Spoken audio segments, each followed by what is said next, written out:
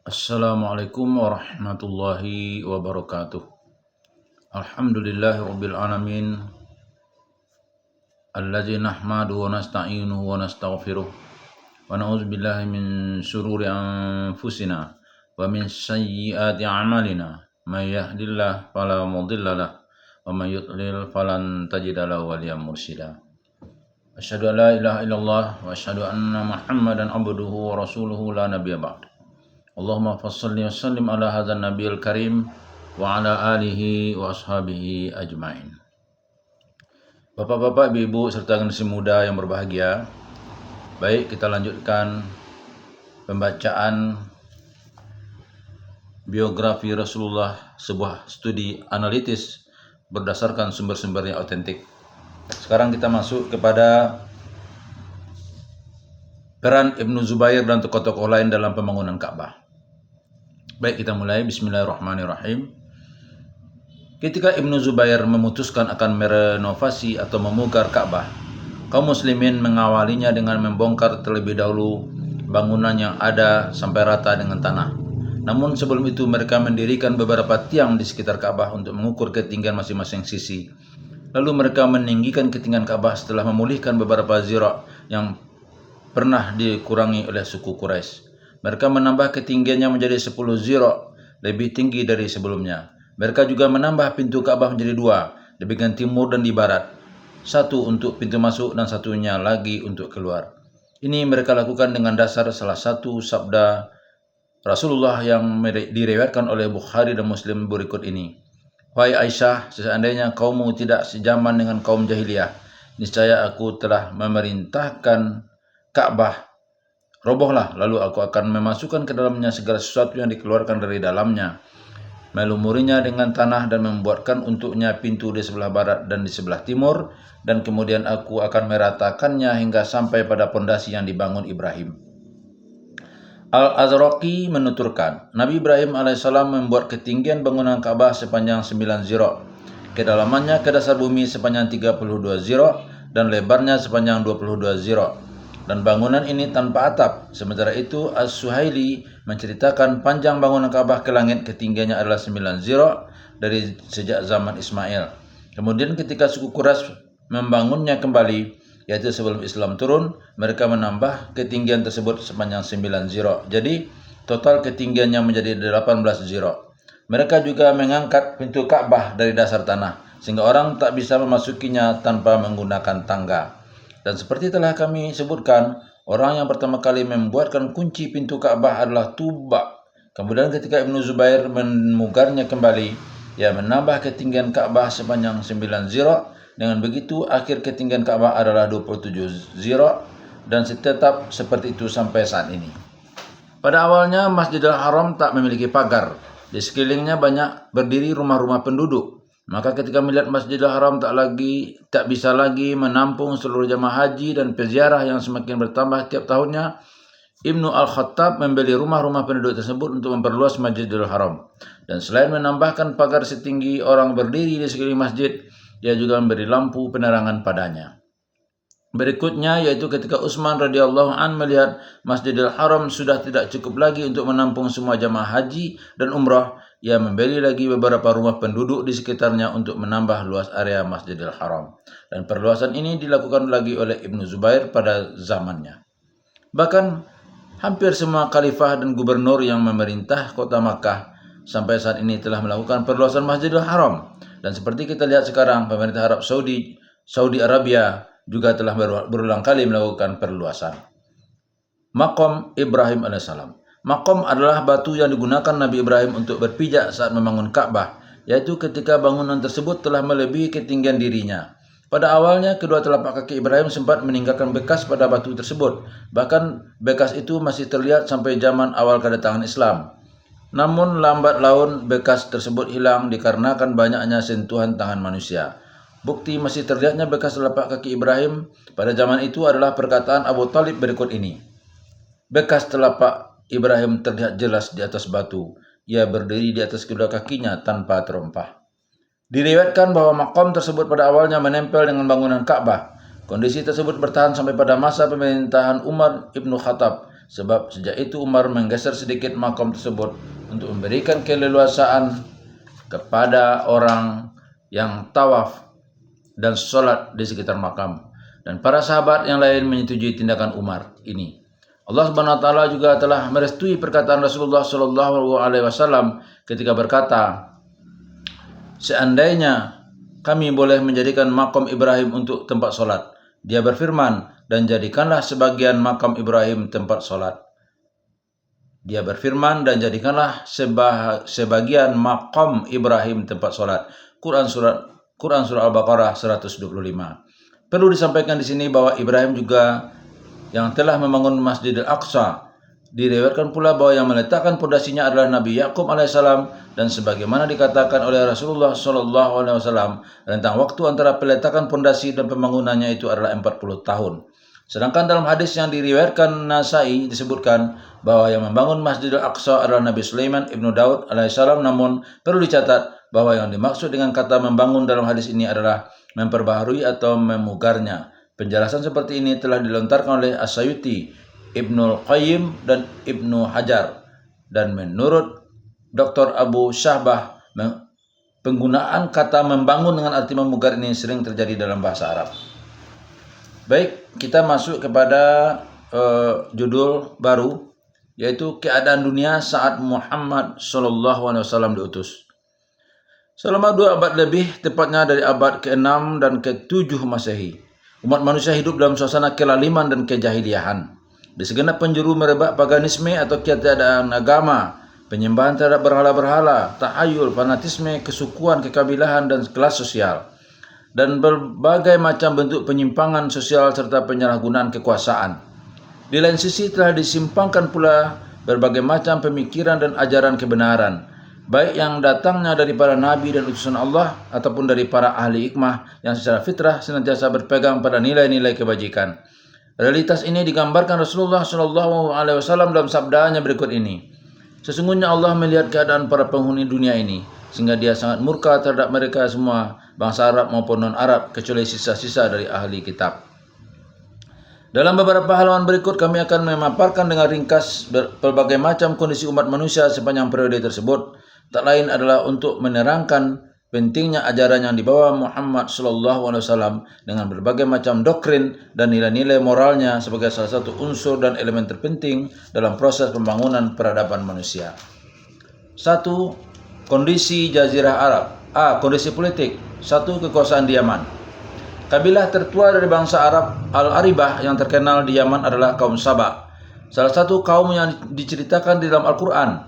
Peradaban dan pengaruh kekuasaan mereka di Yaman berjaya selama 11 abad dan berakhir pada tahun 300 Masehi, saat kabilah Himyar berhasil mengalahkan kerajaan mereka. Setelah itu Yaman mulai mengalami kemunduran dan satu persatu kabilah Al-Qataniyah melakukan eksodus atau hijrah ke berbagai negara. Berbagai bentuk kekacauan dan perang saudara mendera mereka selama rentang waktu 270 tahun sebelum Islam masuk ke Yaman. Kondisi itulah yang menyebabkan mudahnya orang-orang asing menjajah mereka. Maka masuklah bangsa Romawi ke Adan atas bantuan mereka. Kabilah-kabilah dari Habasyah berhasil menjajah Yaman untuk kali pertamanya pada tahun 340 Masehi, yaitu dengan memanfaatkan persaingan yang terjadi antara kabilah Hamadan dan Himyar. Penjajahan terhadap Yaman berlangsung sampai pada tahun 378 Masehi. Setelah itu Yaman merdeka. Akan tetapi belum lama kemerdekaan itu mereka nikmati, Allah Subhanahu wa taala mengirimkan air bah kepada mereka pada tahun 450 Masehi atau 451 Masehi. Akibatnya, bendungan Sidda Ma'arib yang pernah dijadikan Allah sebagai sumber kenikmatan dan kebahagiaan mereka hancur binasa. Dan itu terjadi karena kedoliman, kecongkakan dan kemaksiatan yang merebak di tengah-tengah mereka. Itulah sunatullah yang terjadi karena faktor-faktor seperti itu. Pada tahun 523 Masehi, Raja Zunawas melakukan penyerangan terhadap kaum Nasrani agar mereka meninggalkan agama mereka. Namun mereka enggan dan melawan, maka Zunawas membuat parit-parit dan menyalakan api di dalamnya. Lantas ia membakar mereka dalam parit-parit tersebut. Orang-orang itulah yang diceritakan Allah dalam firman-Nya berikut ini, yaitu yang bisa kita lihat dalam surat Al-Buruj. Peristiwa ini merupakan salah satu hal yang menyebabkan Romawi membujuk bangsa Habasyah agar menjajah Yaman untuk kedua kalinya. Akhirnya di bawah komandan Aryat, bangsa Habasyah menjajah Yaman kembali pada tahun 525 Masehi. Aryat menjadi penguasa Yaman sampai ketika dirinya terbunuh oleh sebuah konspirasi yang dilancarkan oleh Abraha, salah seorang komandan pasukannya. Setelah itu Abraha memperoleh mandat dari Raja Habasyah untuk menggantikan kedudukan Aryat. Diriwayatkan tak lama kemudian Abraham melakukan upaya penghancuran Ka'bah di Mekah, namun niatnya itu tidak tercapai. Pasalnya Allah terlebih dahulu membinasakannya dan seluruh pasukannya seperti yang diceritakan Al-Quran dalam surah Al-Fil. Untuk melawan Habasyah, bangsa Yaman meminta bala bantuan negara Persia. Maka pada tahun 575 Masehi dengan dipimpin oleh Ma'di Karb, Persia berhasil membantu Yaman mengusir Habasyah. Lalu mereka pun mengangkat Ma'di Karb sebagai raja mereka. Saat itu ia menyisakan beberapa orang dari Habasyah untuk menjadi pelayannya. Akan tetapi akhirnya mereka berkhianat dan membunuhnya. Dengan kematiannya ini maka terputuslah kekuasaan dari keluarganya. Dan sejak itu Khosrow Persia menempatkan salah seorang pejabatnya di kota San'a dan memasukkan Yaman ke dalam wilayah Persia. Adapun pejabat terakhir dari Persia yang berkuasa di Yaman adalah Bazan. Pejabat ini akhirnya masuk Islam, sehingga dengan keislamannya ini pengaruh Persia di Yaman lambat laun hilang. Diriwayatkan Bazan memeluk Islam pada bulan Jumadil Ula tahun ke-7 Hijriah atau 627 Masehi. 2. Kekuasaan di Hira. Persia berkuasa atas Irak dan beberapa wilayah di sekitarnya setelah Qurusi Al-Kabir 557 sampai 529 sebelum Masehi. Berhasil menyatukan mereka. Namun pada tahun 326 sebelum Masehi, Al-Iskandar Al-Makedoni dapat memecah kekuatan tersebut, yaitu setelah ia membunuh raja mereka yang bergelar Dara I. Sejak itu negeri tersebut berada di bawah kekuasaan At-Tawaif sampai tahun 330 Masehi. Pada masa kekuasaan At-Tawaif, inilah beberapa suku Qatan melakukan eksodus dan menetap di wilayah pinggiran Irak. Tak lama kemudian kaum Adnaniyin bergabung dengan mereka, sehingga wilayah tersebut menjadi ramai.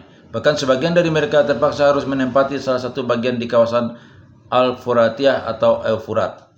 Ardashir Al-Farisi, pendiri dinasti Sasanid sejak tahun 226 Masehi, telah menyatukan bangsa Persia dan menguasai bangsa Arab yang tinggal di wilayah kekuasaannya. Inilah yang menjadi penyebab perginya kabilah Qada'ah ke Syam. Bersamaan dengan itu, kaum Al-Hirah dan Al-Anbar juga tunduk pada kekuasaan Ardashir.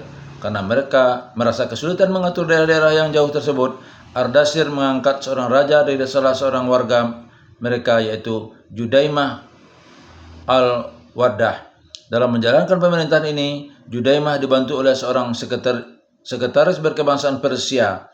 Hal ini disengaja untuk menghadang masuknya kepentingan-kepentingan Romawi dan bangsa Arab dari Syam yang telah disatukan oleh Romawi. Salah satu raja Al-Hirah yang cukup masyhur adalah An-Nu'man ibnu Al-Munzir, raja yang akhirnya mengobarkan semangat perlawanan terhadap Persia. Ia menyerang tentara Persia di sebuah tempat yang bernama Zuqar, yaitu setelah kelahiran Rasulullah SAW. Terkait dengan peristiwa ini, Rasulullah SAW pernah berkomentar, "Ini adalah kali pertama bangsa Arab ini bersih dari kekuasaan asing dan karena diriku mereka menang." 3. Kekuasaan di Syam. Pada saat di Jazirah Arab terjadi gelombang eksodus para kabilahnya. Suku-suku dari kabilah Quda'ah pergi ke daerah pegunungan Syam dan menetap di tempat-tempat tersebut. Mereka ini mayoritas adalah dari kerabat Bani Salih ibnu Hilwan. Salah satu sukunya yang terkenal adalah Banu Naj'am ibnu Salih, atau lebih dikenal dengan suku Al-Daja'amah. Tak lama kemudian mereka disatukan oleh Romawi untuk mencegah punahnya bangsa Arab daratan. Selain itu adalah untuk menjadi alat melawan Persia, dan untuk itu mereka mengangkat salah seorang dari mereka menjadi raja kekuatan baru ini. Kekuasaan ini sempat bertahan cukup lama dan mengalami pergantian raja berkali-kali, yaitu sebelum mereka dikalahkan oleh bangsa Al-Ghassasinah. Meskipun demikian, Al-Ghassasinah pun dalam menjalankan pemerintahan tersebut masih tunduk pada pengawasan Romawi sampai terjadinya peristiwa Yarmouk tahun 13 Hijriah atau 634 Masehi. Raja terakhir mereka adalah Jabalah ibnu Al-Aiham yang masuk Islam pada masa pemerintahan Umar bin Khattab radhiyallahu anhu. 4. Kekuasaan di Hijaz. Di wilayah Hijaz ini hampir belum pernah ada satu kekuasaan pun yang tumbuh dan pantas disebut negara. Hanya saja di negeri ini banyak berdiri kota-kota dan masing-masing memiliki sistem pemerintahan yang lebih mendekati pada pola kekuasaan di Al-Masyikhah atau pucuk pimpinan dipegang oleh seorang syekh bukan kepada sistem kerajaan. Di antara kota-kota yang terkenal adalah Mekah, Yatsrib, dan At-Taif. Mekah. Pada awal buku ini kita sudah mengkaji salah satu bagian dari sejarah perkemahan kota Mekah. Disebutkan penduduk aslinya adalah suku Al-Jurhum. Ada juga yang mengatakan bukan Al-Jurhum tetapi kabilah Amalik yang saat itu masih tinggal di pinggiran kota Mekah. Sepeninggal Ismail alaihissalam, suku Jurhum tidak bisa menjaga kemuliaan tanah Al-Haram. Di Mekah merebak berbagai macam kemaksiatan dan kerusakan moral. Mereka juga telah berani mencuri harta kekayaan Ka'bah. Harta-harta dari persembahan orang-orang kepadanya disebutkan juga kala itu mata air Zam-Zam mengering dan tidak lagi mengeluarkan air, sehingga kemasyhuran sumur Zam-Zam pun hilang dengan sendirinya. Dan disebutkan setelah diterpa bencana banjir besar, bangsa Arab Yaman tercerai-berai ke berbagai negara. Di antara mereka adalah Sa'labah ibnu Amru ibnu Amir. Bersama kaumnya ia pergi ke Mekah. Tetapi justru Jurhum ternyata menolak mereka, maka terjadilah pertempuran berdarah di antara mereka dan kemudian berakhir dengan kekalahan Jurhum. Sejak itu Mekah berada di bawah kekuasaan Sa'labah. Ketika jatuh sakit, Sa'labah pulang ke Syam, namun ia menyerahkan pemerintahan Mekah dan kekuasaan atas Ka'bah kepada putra saudaranya, Rabi'ah ibnu Harisah ibnu Amru, yaitu Luhai.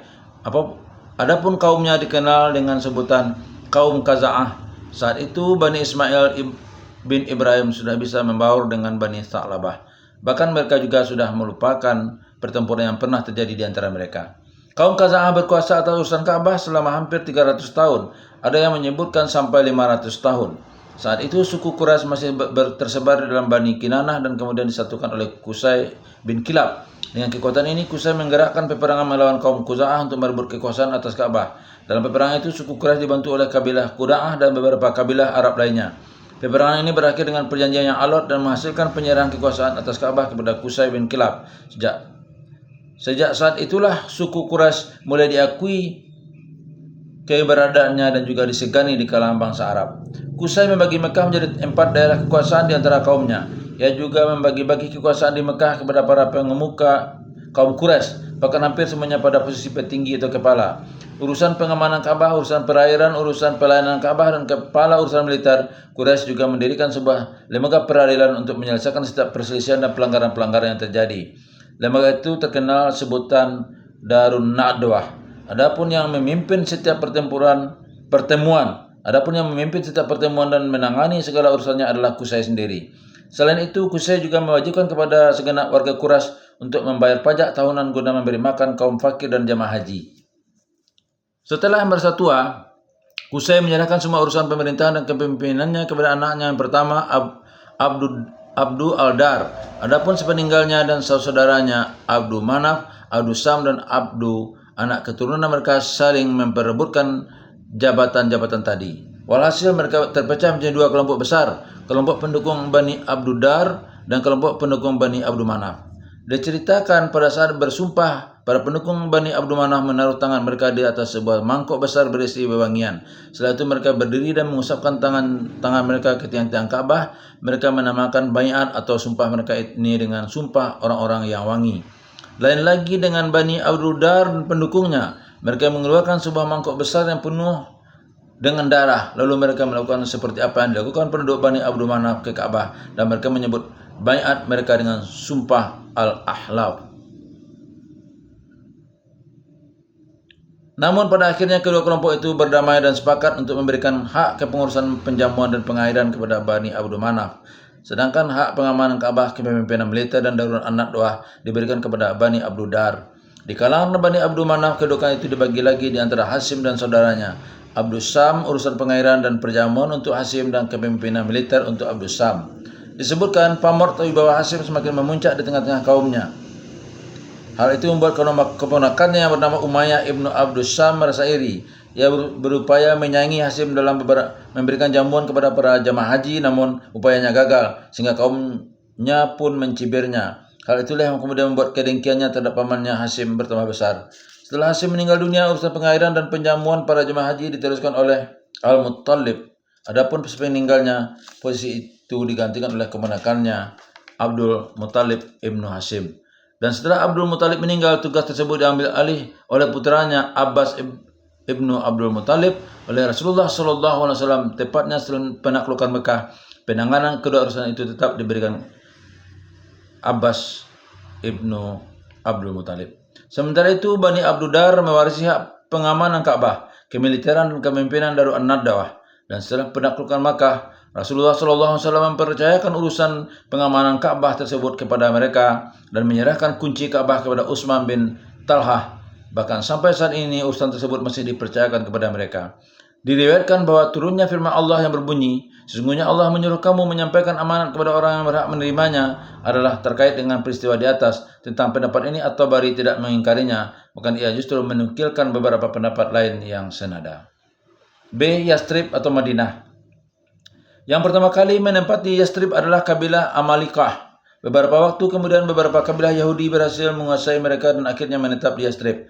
Hal ini terjadi di sekitar abad pertama dan kedua Masehi. Tepatnya setelah terjadinya berbagai peperangan yang dikobarkan oleh Romawi melawan bangsa Yahudi di Suriah. Diriwayatkan akibat peperangan tersebut bangsa Yahudi Suriah menjadi tercerai-berai.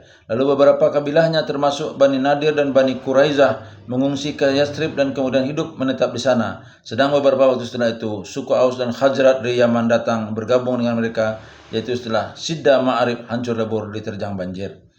Bangsa Yahudi dapat hidup tentram berdampingan dengan suku Aus dan Khazraj cukup lama. Bahkan mereka pernah membuat perjanjian untuk saling menjaga keamanan di antara mereka. Namun ketika kekuatan suku Aus dan Khazraj semakin bertambah kuat, bangsa Yahudi Yastrib berkobar kemarahannya. Lantas mereka pun melanggar perjanjian yang telah mereka sepakati tadi. Melihat hal itu, bangsa Arab Aus dan Khazraj meminta bantuan kekuatan militer dari keturunan paman-paman mereka yang terkenal dengan Bani Ghassanah. Maka demi menjaga diri keluarga agar tidak dikuasai oleh bangsa Yahudi, mereka pun mengirimkan bantuan tentara yang cukup besar. Pada awalnya suku Aus dan suku Khazraj bisa hidup berdampingan dengan damai selama beberapa waktu. Namun setelah itu sering terjadi pertikaian dan peperangan di antara mereka. Dalam rentetan peperangan yang cukup lama ini, suku Khazraj lebih sering menang. Karena itu suku Aus berupaya untuk bersekutu dengan suku Quraisy guna melawan suku Khazraj. Namun mereka tak berhasil. Lantas mereka mencari dukungan Bani Quraizah dan Bani Nadir. Suku Khazraj mendengar akan hal itu, maka mereka mengirim utusan kepada kedua kelompok Yahudi tersebut untuk meminta penjelasan sikap mereka. Dan dalam jawabannya mereka mengatakan tidak ingin berperang dengan Khazraj, akan tetapi suku Khazraj belum yakin dengan jawaban tersebut dan ingin membuktikannya. Mereka meminta kaum Yahudi Yastrib agar mengirimkan 40 orang pemuda untuk menjadi tawanan atau jaminan. Kaum Yahudi memenuhi permintaan itu, namun setelah 40 pemuda tersebut diserahkan, suku Khazraj tetap belum percaya. Lantas mereka minta kaum Yahudi untuk memilih di antara dua hal, pergi meninggalkan Yastrib atau membunuh 40 orang pemuda itu.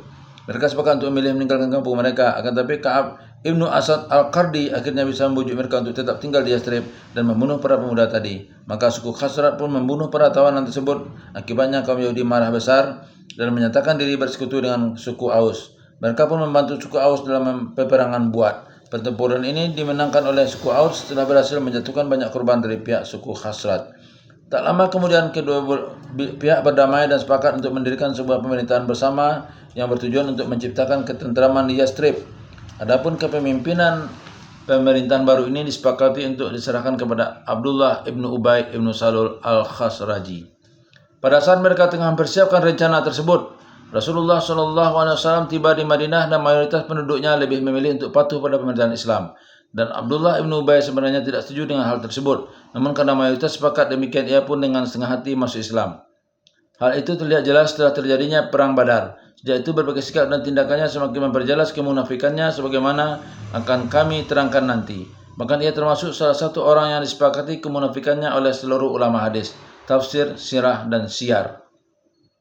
Berbeda halnya dengan pemimpin Aus, Abu Amir ibnu Saifi ibnu An-Na'man putra dari Abu Handalah al-Ghasil. Ia dengan tegas menolak untuk masuk Islam dan tetap kafir. Maka ia pun pergi ke Mekah dan kemudian ke Taif. Dari Taif ia pergi ke Romawi dan Sam. Dan seluruh langkah dan perjalanannya ini tak lain adalah dalam upaya menghancurkan agama Islam. Disebutkan bahwa sebelum Islam datang pada zaman jahiliyah, Abu Amir adalah seorang pendeta Yahudi, sehingga orang-orang sering memanggilnya Ar-Rahib. Terkait panggilannya ini Rasulullah bersabda, janganlah kalian sebut Ar-Rahib, tapi sebutlah Al-Fasik. C. Taif. Pada zaman jahiliyah, kota Taif lebih dikenal dengan kota Waj'. Nama ini disebahkan kepada Waj' ibnu Abdul Hai, seorang pengemuka Bani Amalikah yang merupakan penduduk asli daerah itu. Pada tahap berikutnya datanglah kabilah Hawazan dari lembah Al-Qura untuk menetap di kota ini. Pemimpin kabilah ini yaitu Kasab ibnu Munabbih, ibnu Bakar ibnu Wazan akhirnya menikah dengan anak gadis dari Amir Adwani, anak keturunan Kasab. Inilah yang nantinya dikenal dengan Bani Saqif. Setelah Bani Saqif berkembang dan semakin banyak, mereka membangun pagar keliling sebagaimana layaknya sebuah benteng.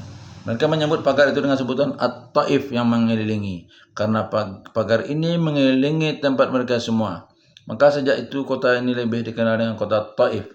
Setelah Islam datang, Bani Thaqif terpecah menjadi dua kelompok, Bani Malik dan Al-Ahlaf, persekutuan suku-suku.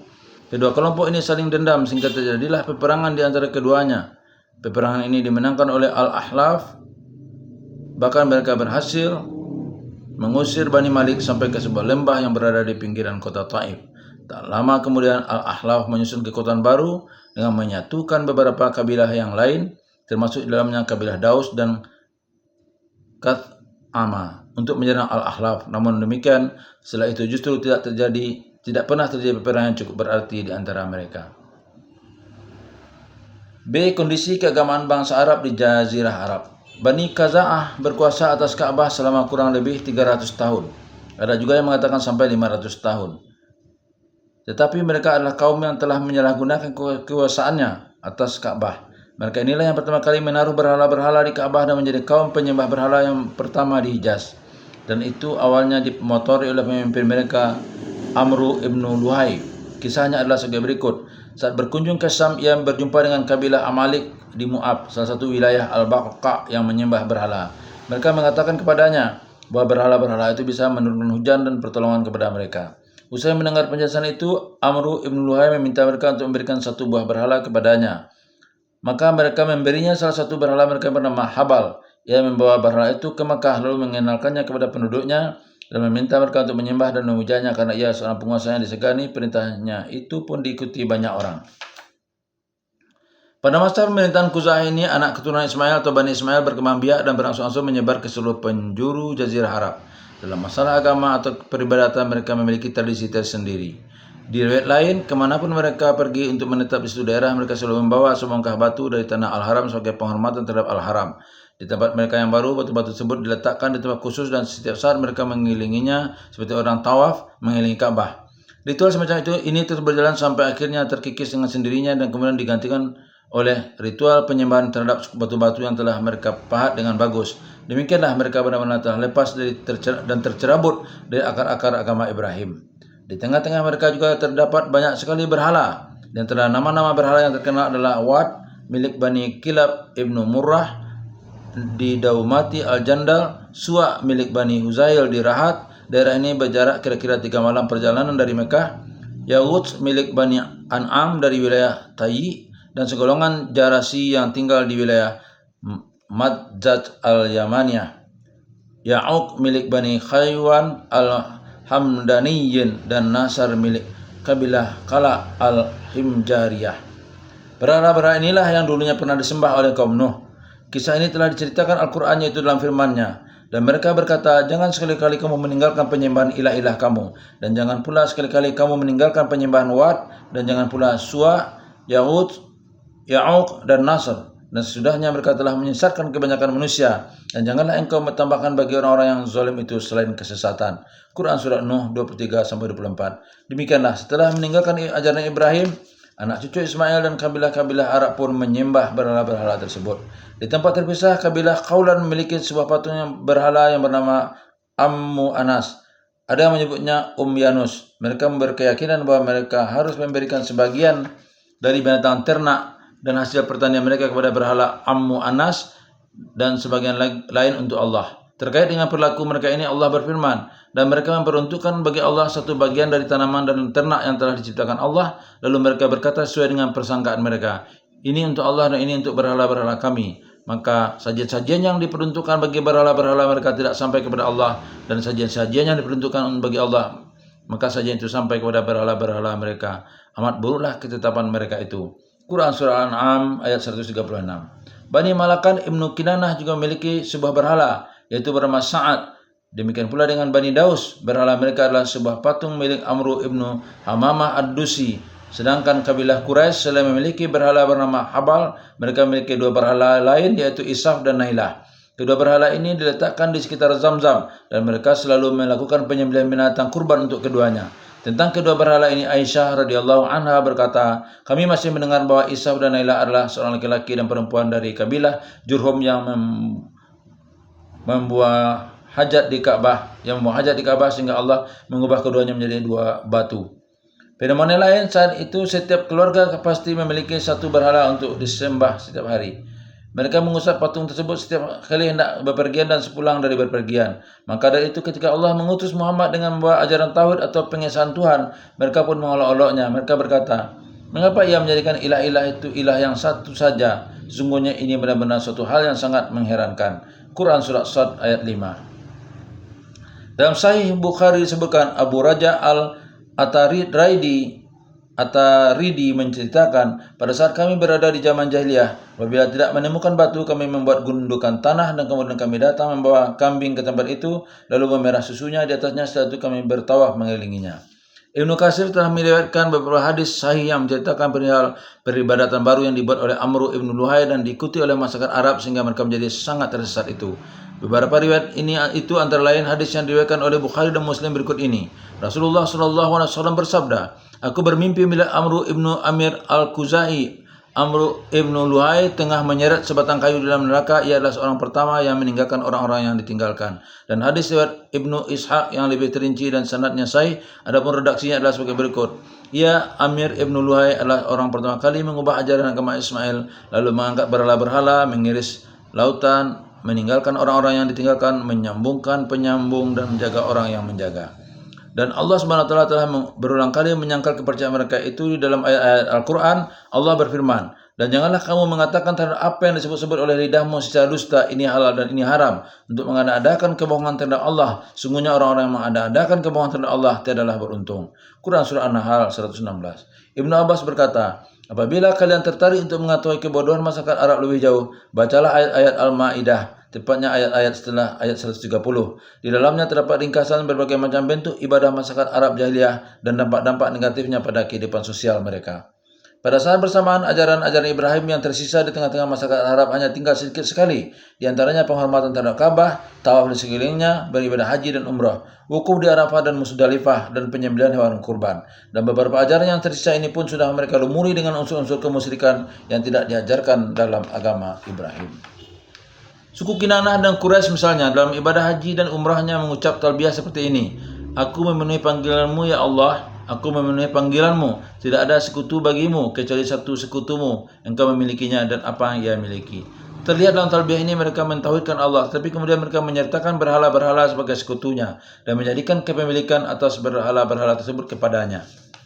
Ibnu Ishaq tanpa sanad, Ibnu Hisham 1122. Anda juga dapat menemukan sebuah hadis yang memperlihatkan bagaimana orang-orang Arab memasukkan unsur kemusyrikan pada talbiyah.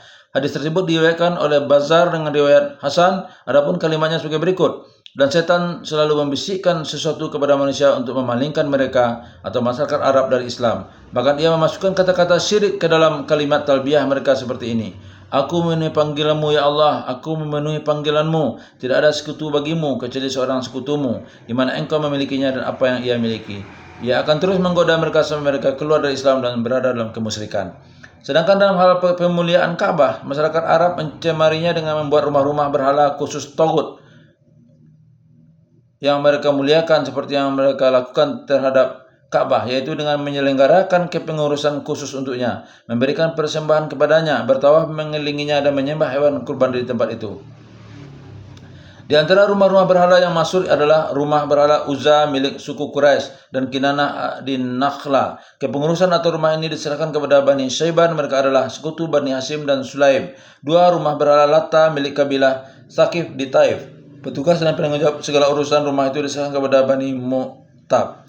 Mereka adalah salah satu puak kabilah Thaqif.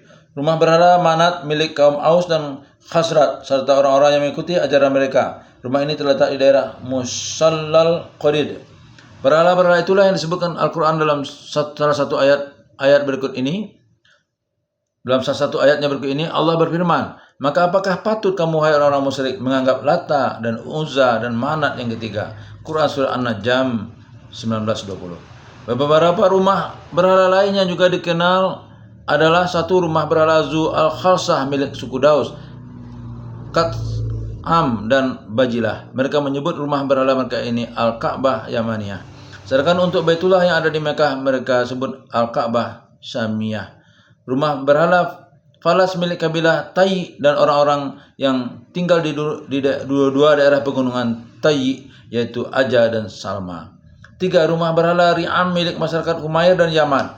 4. Rumah berhala Rodda milik anak cucu Rabi'ah ibnu Ka'ab. 5. Rumah berhala Zu al-Ka'bat milik Bani Bakar dan mayoritas keturunan Wa'il dan Iyad yang tinggal di wilayah Sindad. Selain yang kita sebutkan di atas, bangsa Arab memiliki berhala-berhala lain yang sering disebutkan dalam berbagai buku rujukan sejarah. Ada beberapa cerita lucu atau anekdot berkenaan dengan perilaku masyarakat Arab terhadap berhala-berhala mereka. Salah satunya adalah kisah Said ibnu Abdullah. Kisah pada zaman jahiliyah, Said memahat sendiri patung berhala yang akan disembahnya. Lalu ia menghirupkan susu kental ke hidung patung itu dan kemudian menyiramkannya padanya.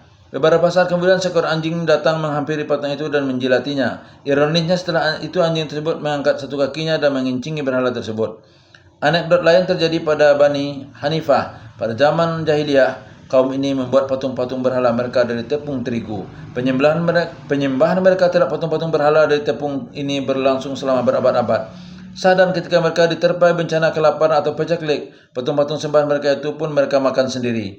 Melihat hal itu, seorang penyair dari Bani Tamim berkata dalam sebuah syairnya, Bani Hanifah telah memakan Tuhannya sendiri saat bencana kelaparan menimpa mereka. Penyair lain mengilustrasikan kebodohan mereka itu sebagaimana berikut. Bani Hanifah memakan Tuhan mereka saat paceklik dan kelaparan melanda. Mereka memakannya tanpa takut akan terjadi malapetaka di tengah-tengah mereka.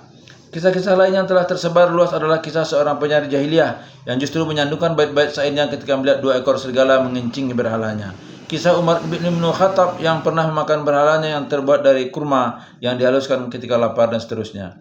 Meskipun hanya kisah dan sebagian besar bukan hadis, cerita-cerita tadi kiranya cukup untuk menggambarkan kondisi kebodohan masyarakat Arab pada zaman jahiliyah.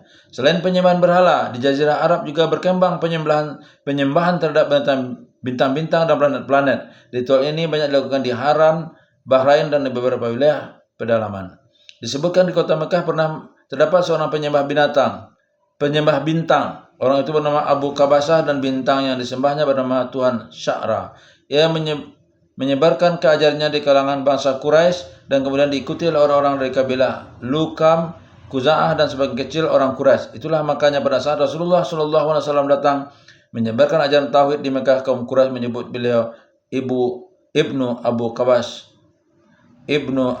Kabsah, anak Abu Kabsah, yakni karena ajaran beliau bertentangan dengan kepercayaan mereka sebagaimana halnya ajaran yang disebarkan oleh Abu Kabsah. Adapun di zaman masyarakatnya banyak yang menuhankan dan menyembah matahari.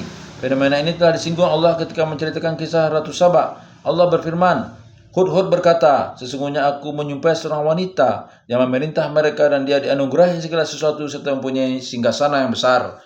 Aku mendapati dia dan kaumnya menyembah matahari selain Allah, dan setan telah menjadikan mereka memandang indah perbuatan-perbuatan mereka lalu menghalang mereka dari jalan Allah sehingga mereka tidak mendapatkan petunjuk. Quran Surat An-Naml 23-24. Beberapa aliran agama Majusi atau penyembah api yang berasal dari Persia juga telah masuk ke Jazirah Arab. Ibnu Qutaibah mengatakan, beberapa penganut agama Majusi di wilayah Tamim yang cukup dikenal adalah Zurarah dan Hajib ibnu Zurarah. Adapun di kalangan Quraisy yang dianut saat itu adalah agama Majusi aliran Sindik.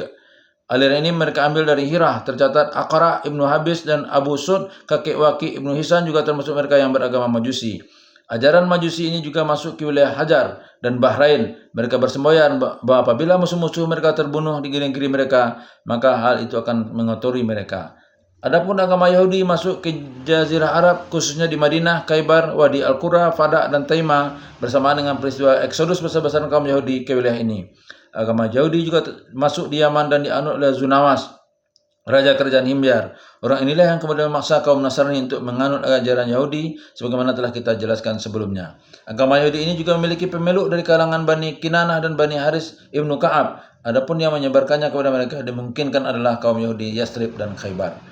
Sedangkan agama Nasrani atau Kristen boleh dibilang hanya berkembang di Sasinah dan manazirah. Ada beberapa biara yang terkenal di kota Hirah, yaitu biara Hindun al-Aqdam, si pemberani, biara Lahaj, dan biara Harah. Selain itu, ajaran Nasrani juga berkembang secara terbatas di wilayah Jazirah Arab bagian selatan. Para penganut Kristen di wilayah ini mendirikan gereja di Dhafar dan Aden. Adapun tentang penganut Kristen dari Najran, mereka memiliki kisah tersendiri bersama Rasulullah SAW di Makkah dan juga di Madinah. Kisah ini akan kita bahas pada bab berikutnya. Pada sisi lain, ada pula beberapa kabilah Quraisy yang memeluk agama Nasrani. Salah satunya adalah Bani Asad ibnu Abdul Uzza. Agama Kristen dipeluk juga oleh Bani Amri Al-Qais dari kabilah Tamim, Bani Takhlab dari suku Rabi'ah, dan sebagian kabilah Kuda'ah. Disebutkan mereka mendapatkan ajaran Kristen ini dari bangsa Romawi. Dan salah satu penyebar agama Kristen di kalangan bangsa Arab yang cukup terkenal saat itu adalah Adi ibnu Hatim At-Tai. Dan dari sejarah dan perkembangan agama Yahudi maupun Nasrani di Jazirah Arab tersebut, terlihat bahwa kedua agama ini tidak menyebar secara luas di wilayah Arab. Pada sisi lain, penganut ajaran Ibrahim pun sebenarnya tidak punah seluruhnya. Bahkan di tengah-tengah pesatnya ketersesatan dan penyembahan berhala tadi, masih ada sebagian masyarakat Arab, sekalipun berjumlah sangat sedikit, yang masih memegang teguh ajaran Ibrahim. Mereka inilah yang disebut dengan Al-Hanafiyun atau Al-Hunafa, orang-orang yang menganut ajaran yang lurus dan benar. Mereka beriman kepada Allah, mengesahkannya, dan menantikan datangnya seorang nabi yang dijanjikan. Di antara mereka yang masih berpegang teguh kepada agama Ibrahim itu adalah Qus ibnu Saidah al-Iyadi, Zaid ibnu Amru ibnu Nafir, Umayyah ibnu Abi Salti, Abu Qais ibnu Abi Anas, Khalid ibnu Sinan, Nabirah Az-Zibyani, Zuhair ibnu Abi Salma, dan Ka'ab ibnu Lu'ay ibnu Ghalib, salah seorang kakek Rasulullah SAW. Mereka disebut Al-Hunafa adalah karena dalam Al-Quran ajaran Ibrahim disebut agama Hanif. Allah berfirman, sesungguhnya aku menghadapkan diriku kepada Tuhan yang menciptakan langit dan bumi dengan cenderung kepada agama yang benar atau Hanifah, dan aku bukanlah termasuk orang-orang yang termasuk mempersekutukannya. Quran Surah Al-An'am ayat 9. Pada ayat lain dikatakan, Ibrahim bukanlah seorang Yahudi dan bukan pula seorang Nasrani, akan tetapi dia adalah seorang yang lurus atau Hanifah, lagi berserah diri kepada Allah, dan sekali-kali bukanlah dia termasuk golongan orang-orang musyrik. Quran Surah Ali Imran 67. Allah juga berfirman, katakanlah, benarlah apa yang difirmankan Allah, maka ikutilah agama Ibrahim yang lurus atau Hanifah, dan bukanlah dia termasuk orang-orang yang musyrik. Quran Surah Ali Imran 95. Untuk lebih mengenal sosok-sosok Al-Hanafiyun tadi secara lebih dekat, berikut akan kami paparkan secara ringkas sejarah hidup dan keimanan beberapa orang di antara mereka. Baik, kita akan lanjutkan pada bagian selanjutnya, yaitu kita akan mengenal sosok-sosok Al-Hanafiyun atau orang yang Hanif di zaman ketersesatan umat di waktu itu. Baik, semoga ada manfaatnya yang kita bacakan ini. InsyaAllah kita lanjutkan lagi nanti pada bagian yang selanjutnya. Bila taufiq wal hidayah. Assalamualaikum warahmatullahi wabarakatuh.